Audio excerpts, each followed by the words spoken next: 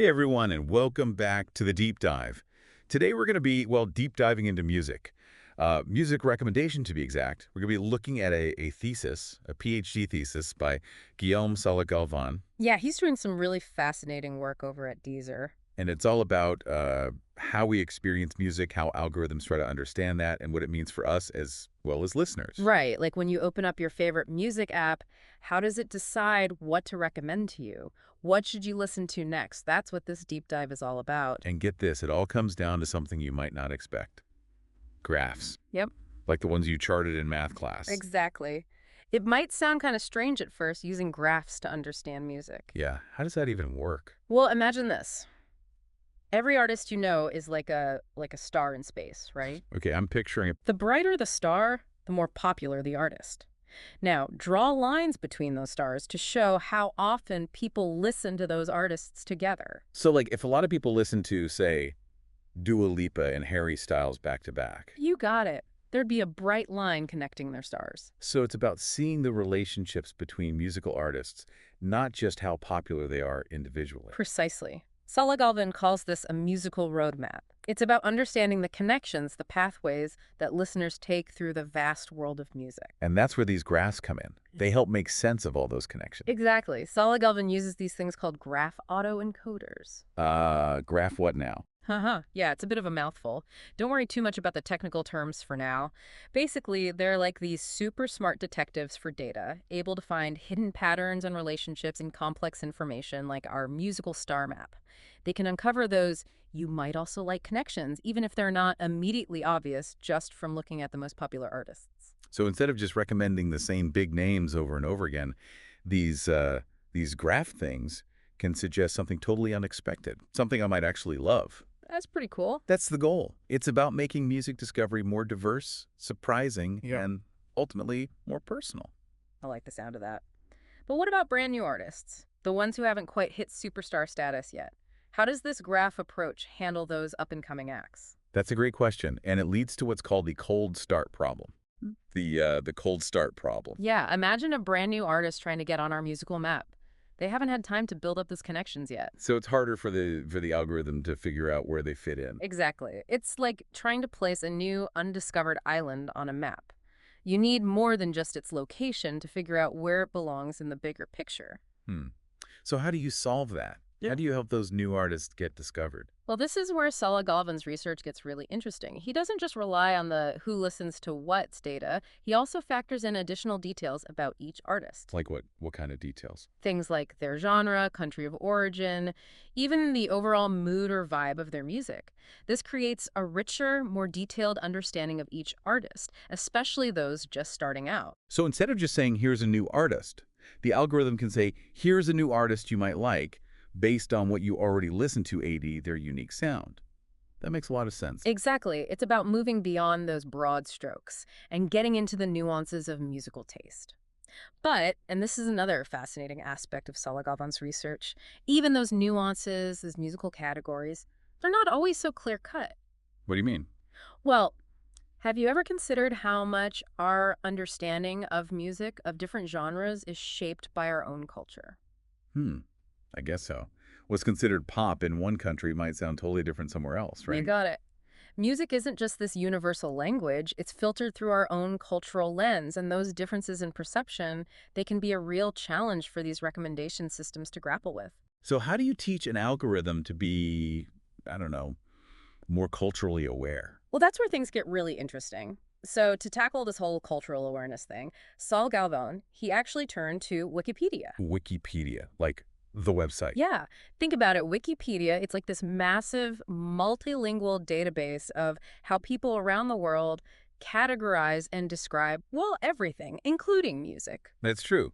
Different language versions probably have different ways of defining genres, like what we call electronic music in English. Might be electro in French or have a completely different term in Japanese, right? Yeah. So did he, analyze all those different language versions? He did. Salha-Galvan looked at how musical genres are labeled and categorized across a bunch of different language versions of Wikipedia, and guess what? It turns out that a single artist, the same musician... Hold on. So, let's say Billie Eilish, for example. Sure, so Billie Eilish, depending on which Wikipedia page you land on, she might be classified as pop, on the English one, maybe alternative somewhere Oh, else. that's kind of mind-blowing. Yeah. The same artist can be perceived so differently depending on where you're coming from. Exactly. And that's precisely what Salha-Galvan's research highlights. It shows how much our cultural background, our language even, shapes our understanding of music, how we categorize it, how we relate to it.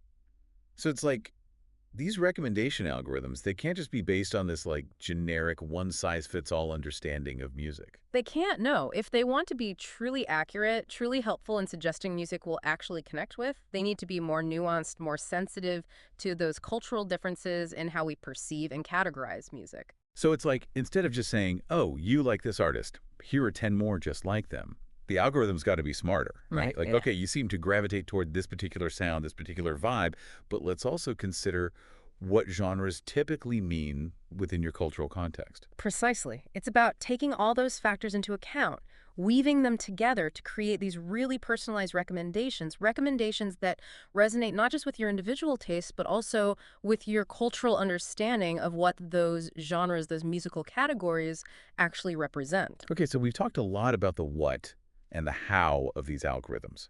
But let's step back for a second and talk about the why. Like, why does all this matter? Why should our listeners care about any of this? That's a great question. And I think it boils down to this.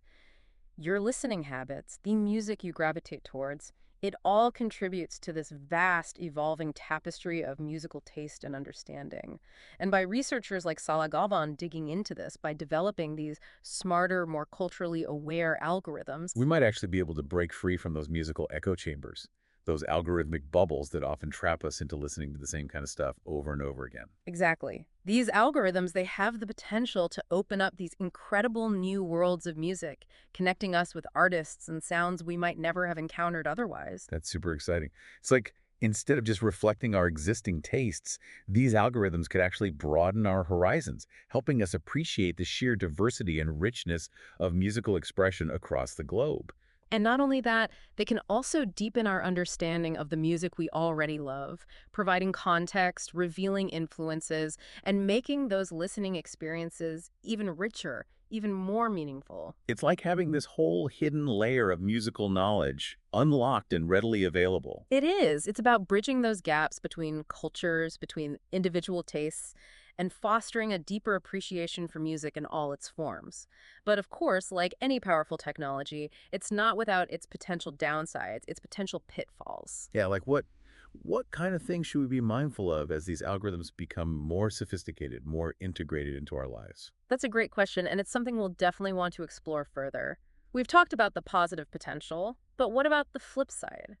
How do we ensure that these algorithms don't end up narrowing our musical worlds instead of expanding them? So it's like, yeah, how do we make sure these algorithms are working for us, helping us discover new stuff, not just trapping us in a bubble of what we already know? Exactly. It's about finding that balance between personalization and exploration, between the familiar and the unknown. And honestly, I think a lot of it comes down to awareness, just being conscious of how these systems work. So we can be more in the driver's seat, so to speak. Hmm. Like instead of just passively accepting whatever recommendations come our way, we can be more intentional about seeking out new things, challenging those algorithms a little bit. I love that. It's about being an active participant in shaping your own musical journey rather than just letting the algorithm dictate your tastes. And the great thing is, the more you do that, the more those algorithms learn and adapt, ultimately leading to even more relevant and exciting discoveries. It's like this feedback loop, right? The more we explore, the more those algorithms evolve and the more potential there is for incredible new connections to be made. It's kind of inspiring when you think about it. It really is, and it speaks to this larger idea that music, it's not static, it's this living, breathing thing, constantly evolving and transforming. And these technologies, they're not just tools for listening, they're becoming part of that evolution, shaping the soundscapes of the future. It's like we're on the cusp of this whole new era of music where technology and creativity are becoming increasingly intertwined. And that begs the question, where do we go from here? What happens as these musical maps, these algorithms, become even more sophisticated? That's the million-dollar question. Will they help us break down those cultural barriers we talked about, leading to this truly global appreciation of music? Or will they fragment us even further, creating these niche echo chambers where we're only exposed to a narrow sliver of what's out there? I mean, both seem possible, right? It's Yeah. kind of, well, it's a bit daunting to think about, to be honest. It's a lot of responsibility, but I think it's also an incredible opportunity, to use these tools thoughtfully, ethically, to broaden our horizons and connect with music, with each other in ways we never thought possible. That's a powerful thought.